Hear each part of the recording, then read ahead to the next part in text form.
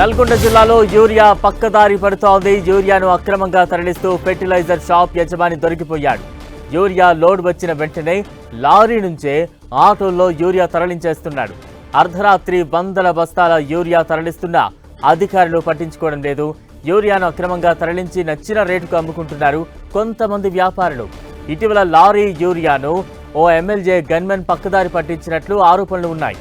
ఇంత జరుగుతున్నా వ్యవసాయ శాఖ అధికారులు చోద్యం చూస్తున్నారు. ఉమ్మడి నల్గొండ జిల్లాలో యూరియా కష్టాలు కొనసాగుతున్నాయి. యూరియా కోసం ఇప్పటికి కూడా రైతులు పడిగాపులు పడుతూ రోజుల తరబడి క్యూలలో నిల్చోవాల్సిన పరిస్థితి అయితే నెలకొంది. మరొక వైపు ఇటు యూరియా అనేది బ్లాక్ మార్కెట్ కు తరలి వెళ్తున్న ఆరోపణలు అయితే బలంగా అనిపిస్తున్నాయి. తాజాగా అంటే కొన్ని రోజుల క్రితం ఒక ఎమ్మెల్యే గన్మెన్ ఒక లారీ యూరియాను పక్కదారి పట్టించారనే ఆరోపణలు పెద్ద ఎత్తున వచ్చాయి. దానికి సంబంధించి ఆ గన్మెన్ కూడా సరెండర్ చేశారు ఎమ్మెల్యే.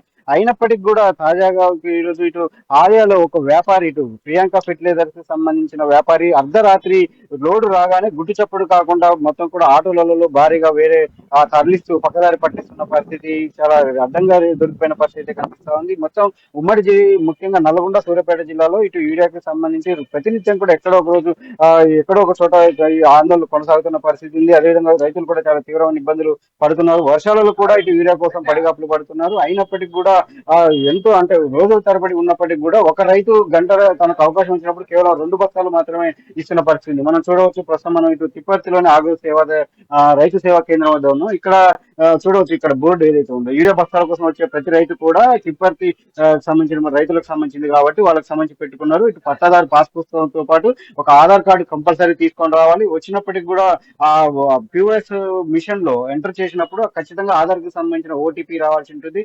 ఓటీపీ వస్తేనే అప్పుడు కూడా వచ్చిన లోడుని బట్టి, వచ్చిన రైతుల డిమాండ్ని బట్టి 1, 2 అనేది అప్పటికప్పుడు డిసైడ్ చేసి 1, 2 బస్తాల కంటే ఎక్కువ ఇచ్చే పరిస్థితి లేదు. అలాంటి పరిస్థితి ప్రతి చోట కూడా నెలకొన్న పరిస్థితి. కానీ మనం ఇక్కడ అర్ధరాత్రి చూసినట్లయితే ఒక వ్యాపారి ప్రియాంక ఫెర్టిలైజర్స్ ఆలయ మండల కేంద్రంలో ఉన్నటువంటి ప్రియాంక ఫెర్టిలైజర్స్ కి సంబంధించిన ఒక వ్యాపారి ఇటు వచ్చిన లోడ్ వచ్చినట్టే ఆటోలోకి ఎక్కించి మొత్తం కూడా ఇటు వందల కొద్ది బస్తాలు మొత్తం పక్కదారి పట్టిస్తున్న పరిస్థితి. ఇదంతా కూడా అంటే టెక్నికల్ గా ఇదంతా కూడా ఓటీపీ అండ్ అంటే ఆన్లైన్ ఆధార్ కార్డులు గతంలో ఎవరైతే రైతులు పెట్టుకున్నారో వాళ్ళ పేరుతోనే ఇదంతా కూడా చూపిస్తారు. కానీ చూసుకున్నప్పుడు వాళ్ళకి సంబంధించి ఎక్కడెక్కడ ఉన్నారో వాళ్ళందరూ కూడా మళ్ళీ వేరే వాళ్ళకి బ్లాక్ లో అమ్ముకోవడం, ఎక్కువ ధరకు అమ్ముకోవడం అనేది జరుగుతుంది. మనతో పాటు కొంతమంది రైతులు ఉన్నారు. చెప్పండి, అసలు యూరియా తీసుకునేటప్పుడు ఎలాంటి ప్రాసెస్ ఉంటుంది, ఏమంటారు? షాప్ వాళ్ళు ఎట్లా ఇస్తున్నారు? ఇదే కావాలంటే ఆధార్ కార్డు అడుగుతారు, భూమి పాస్బుక్ అడుగుతారు. భూమి పాస్బుక్ ఈ 2 పెట్టినాక ఓటీపీ రావాలంటే ఓటీపీ రావాలంటే ఏం తమ్ము పెడతాం కదా, తమ్ము అనేది పని చేయట్లేదు. పని చేయకుంటే అంతసేపు లైన్ కట్టినా 2 గంటలు కూడా వేస్ట్ అవుతుంది.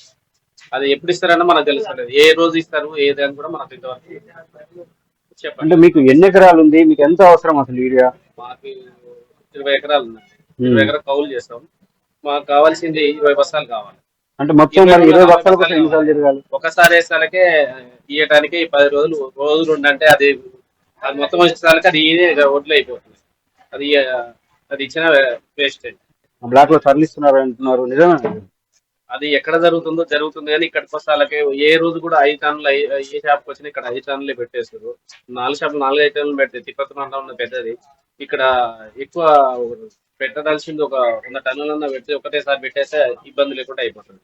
సో ఇది అంటే చూడవచ్చు, రైతులకు సంబంధించి చాలా కట్టుదిట్టంగా అంటే ఒక రైతు వచ్చిందంటే ఖచ్చితంగా అతనికి సంబంధించిన పాస్బుక్ కానీ, అదే విధంగా ఆధార్ కార్డు కానీ, లేదా ఏదో ఒకటి ఆధారాలు తీసుకొని అది కూడా ఓటీపీ ఎంటర్ అయితే దానికి సంబంధించి వచ్చిన తర్వాతే అతనికి యూరియా బస్తా అనేది ఇస్తుంటారు. అక్కడ వచ్చి అంటే ఒక లోడు వస్తే అక్కడ ఉన్న రైతులను పట్టుకొని ఒక బస్తా కూడా ఇచ్చిన పరిస్థితి ఉమ్మడి నల్గొండ జిల్లా పరిధిలో నెలకొంది. కానీ ఇవన్నీ కూడా నిబంధనలు కాదని కొంతమంది వ్యాపారులు, అదేవిధంగా మనం గత వారం చూస్తే ఒక ఎమ్మెల్యే గన్మెన్ స్వయంగా ఒక లోడు లారీని కూడా దారి మళ్లించిన పరిస్థితి. సామాన్య రైతు మాత్రం యూరియా కోసం తిప్పలు పడుతున్న పరిస్థితి అయితే కనిపిస్తా ఉంది. కెమెరా పర్సన్ వెంకన్నతో చంద్రశేఖర్, 10 టీవీ, నల్గొండ.